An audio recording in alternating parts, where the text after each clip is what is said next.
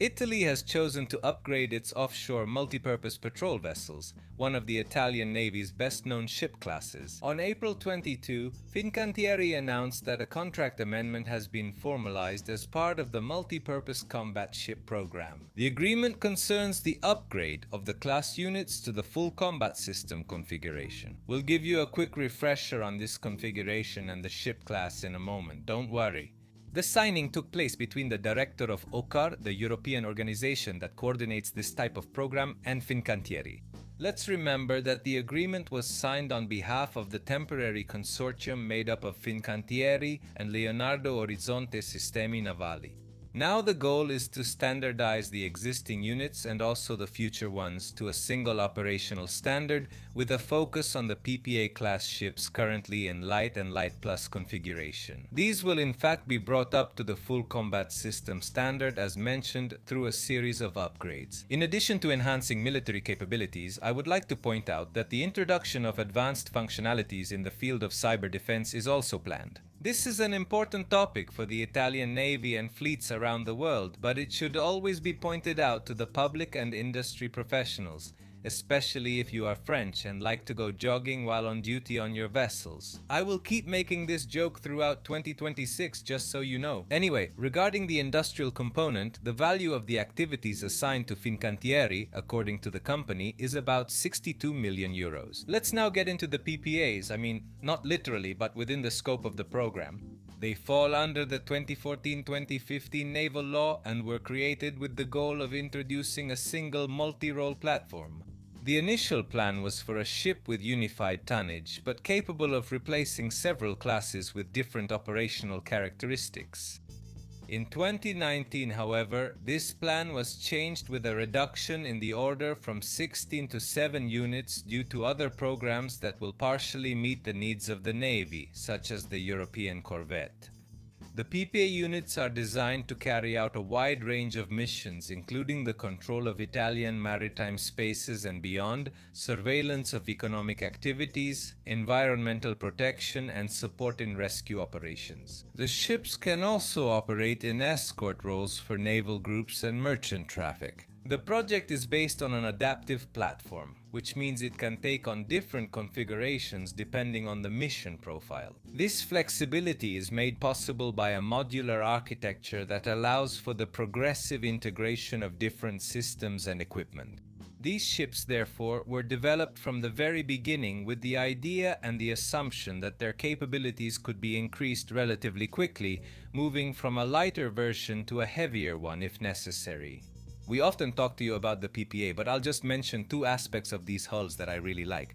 The command and control system on the bridge, which allows the ship to be managed by a very small number of operators, and its characteristic ram at the bow, designed to improve the ship's hydrodynamics with direct effects on fuel consumption. Please, do not try to replicate this system on your own boat. I know summer is coming, I know the crisis in Iran is causing fuel prices to rise, but do not try this at home.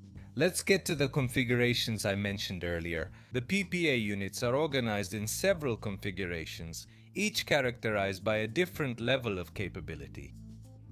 Regardless of the version, all the units share a common basic armament. This includes a 127 M8 Melara gun at the bow with Vulcano ammunition and a 76 M8 Melara gun, 6 mm sovrapponte, mounted above deck on top of the hangar, equipped with guided ammunition, especially useful against drones or certain types of missiles. Let's start with the lighter version, the Light, which is mainly intended for patrolling and area control.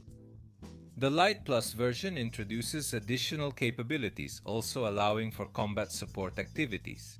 The full configuration represents the most advanced level among those initially planned, and the units in this version are designed to operate in high-intensity scenarios as well as carry out full combat missions. An advanced version is also planned called PPA Evo, but I don't have many details, so I'll refer you to a future episode.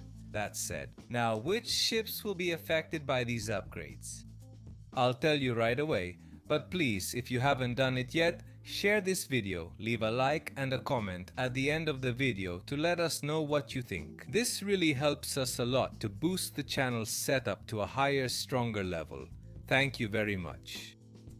Which ships will be affected? Carolina Pais on red tells us, giving us an overview of the ships involved in the upgrade. We're talking about a total of 5 units out of the 7 planned by the Italian Navy's program, 2 of which will arrive in the late 20s, roughly around the same time as the new Evo frigates. Of those currently in service, Carolina explains that 3 ships already operational will be upgraded. These are the PPA Paolo Town di Revele, the Francesco Morosini, and the Raimondo Montecuccoli. The first 2 units are configured in the light version, while the third is in the light plus version. Alongside the retrofit activities, the construction of 2 additional units I mentioned earlier is underway, which will be built directly in the full configuration. Contrary to the table I'm showing you, which is not yet updated. Sono troppo pigro? No, sono troppo occupato per modificarle con Canva. No, sono pigro. In the full configuration, the PPAs take on the role of frontline combat units. The capabilities include air defense, anti-submarine warfare, and anti-ship operations. The missile system includes 2 Silver A-58 cell vertical launchers compatible with Aster family missiles. The anti-ship component consists of 8 MBDA Teseo Mark IIe missiles. Regarding air defense, let's remember that the Aster family is receiving upgrades to also respond to threats from certain ballistic missiles. Among today's sources, you'll find Carolina's article and additional articles to further explore the differences between these hulls. But you just need to know that the full version is able to operate in crisis areas, elevating them to the role of Black Knight, quoting the great Gigi Proietti for those who remember his line. That said, today's episode is lively, but when it comes to Italy, everything is much simpler, especially regarding the sources. Now it's your turn, let me know what you think, and down here in the comments, go check out the sources, you know what to do. See you soon here on Gens Italia with more news.